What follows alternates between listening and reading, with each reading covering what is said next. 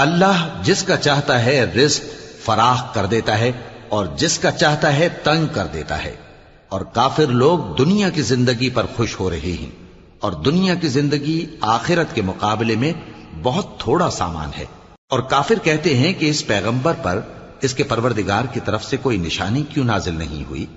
कह दो कि अल्लाह जिसे चाहता है गुमराह करता है और जो उसकी तरफ रुजू होता है उसको अपनी तरफ का रास्ता दिखाता है, यानी उनको जो ईमान लाते और जिनके दिल अल्लाह की याद से आराम पाते हैं उनको।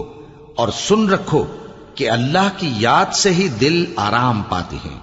जो लोग ईमान लाए और अमल नेक किए उनके लिए खुशहाली और उम्दा ठिकाना है। जिस तरह हम पहले पैगंबर भेजते रहे हैं उसी तरह ए नबी हमने तुमको इस उम्मत में जिससे पहले बहुत सी उम्मतें गुजर चुकी हैं भेजा है, ताकि तुम इनको वो किताब